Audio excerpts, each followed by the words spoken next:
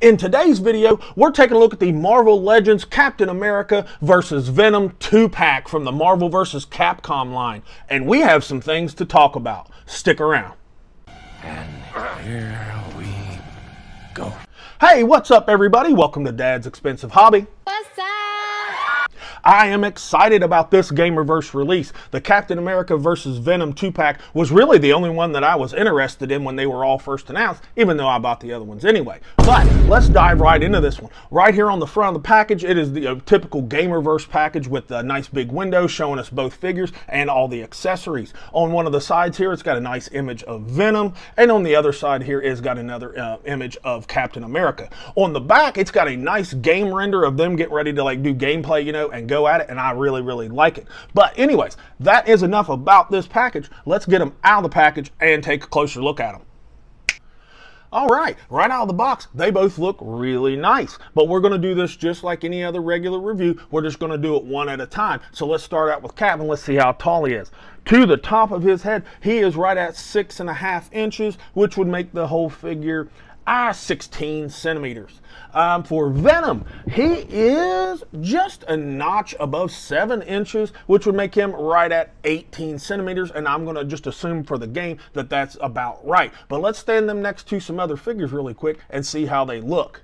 And here they are next to, you guessed it, the Secret Wars Captain America. And he looks pretty darn good. Him and Cap look a lot alike, but a lot different all at the same time. Different blues, but they're about the same height and look good. Let's stand them next to the Gamerverse Omega Red. And surprisingly, I thought him and Venom would be the same height, but Venom's just slightly taller, but they look pretty good. And here he is with the Storm Arena Ryu, and he's shorter than them, and he should be, but they look really good together. And lastly, here he is with the Jada Toys Guile from Street Fighter 2, and they all look pretty good, and Guile's a little bit shorter than them.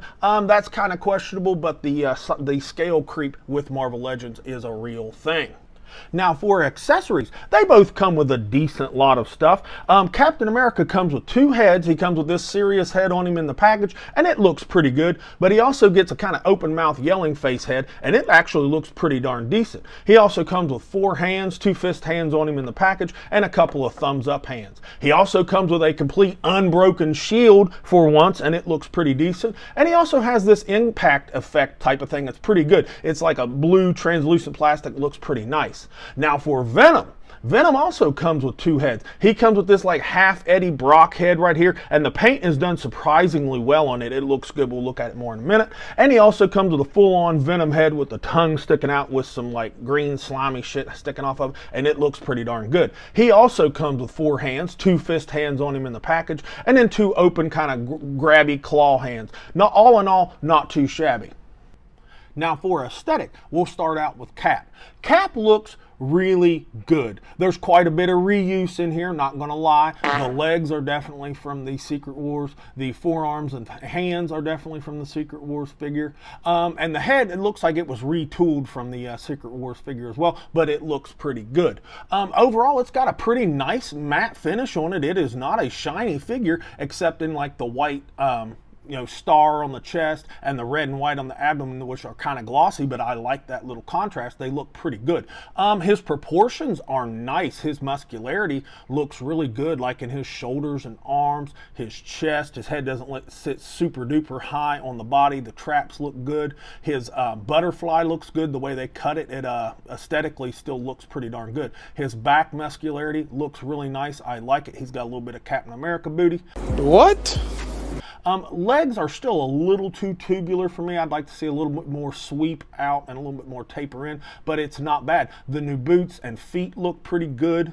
Overall, this is a pretty good looking figure. Oh, and the belt right here, it is reused from the other one as well, and probably this part of the abdomen also. And that's okay, because the Secret Wars Cap is a pretty good looking figure. The paint on the face is not bad. This isn't my favorite one. I actually think the paint on this one right here actually looks a lot better. The mouth and the eyes look really good on it. I like that head sculpt a lot. But overall, Cap is a pretty good figure. The paint's pretty darn clean, and he's got just a hint of shading in the muscles in the legs and up here in the shoulders right here and arms. That looks pretty good. It's even up there in the neck and in the traps and just slightly on the back as well. I like it a lot. Now for Venom, he is sitting on that new Warpath body, and I don't have a problem with it. I kind of like that body. I don't own the new Warpath, unfortunately, so I can't compare them, but I do own the Omega Red, and they look pretty good. I like that Omega Red figure. Let's start with his head with some happy thoughts first. This head sculpt is absolutely fantastic. The teeth and eyes and a little bit of shading around the eyes looks really good. The head looks good. The transition from the symbiote mask type thing to the head, it looks really good. The teeth and tongue are painted really well. I like it. This is a kind of satiny looking figure. He's not flat or matte except in the white paint, but keep that in mind. We're going to go over it here in just a minute. Overall, he is just a blue figure, so they really didn't have any excuse to screw up anything. They did give us some shading, like a wash of some sort in the thigh muscles, and I like that a lot. They gave us a little bit in the shoulders and biceps as well. I don't know if the camera's showing you. A little bit in the lower back as well. So that's pretty decent. Not bad, Hasbro. I like it. Now, paint in the white like Spider. Not so hot. It's bleeding through right there in the main portion of the body of the Spider, right there down the center of the chest. That's not too awesome. And these strokes for the legs down the sides of the pec and ribs, that is way too faint. It needs another coat at least. Fuck. That's unfortunate. On the back, it's actually done fairly well. There's some like fuzzy, hazy bleeding through spots right there. That kind of sucks. And there's some overlap, like it didn't line up right there on that side as well. So, you know, they had one job and they kind of screwed that up. So Hasbro, I'm a little irritated with you. Again, this carries over that we've been paying for head sculpts because the paint is just not Hasbro's department. For articulation, this cat moves pretty good, but let's start with his head. He will look down pretty good, and he will look up really, really good, but when you look at him like that, it looks like he's had a tracheotomy. That's really unfortunate, and that's because he's on that damn ball disc hinge thing that they love to use. What is that? I hate when they do that. That is so annoying because it makes them just not want to do a neck joint. They never need neck joints, and that's why their heads move funny. Look at that. That's not attitude. That's just freaking little bit of wiggle. Anyways, shoulders. We'll go out to 90 with zero problems, so I like that a lot. You get a full 360 out of the shoulder, and this Captain America has a butterfly joint, and it works. Look at that. Brings it nicely across the body, both arms. You can touch the hands out front of him. I really, really like that. And they take the arm, way back. That looks really good. I like that. Kudos to you, Hasbro. Nice job. Bicep swivel that works just fine. Got a very stiff elbow, but it's a pinless double jointed elbow, and it has pretty decent range, especially for a big buff arm like this. So I like it. His wrists are on a hinge as normal, and they function just fine. Now, his abdomen. He has that ab crunch. I'm not the biggest fan of that, but the contrast and paint actually hide it pretty well, so that's not too bad. So here's neutral. He'll crunch forward a little bit with very minimal back deformation. I broke my back. And he'll lean back. Not too bad as well, with minimal to no pregnancy. And if it's straight ahead, very minimal gapping, but if you get a little bit of angle, you can see right up inside of him like a pizza oven. He also has a waist twist that is hidden nicely by that belt, so I'm not going to complain too bad about that. Now, check this out.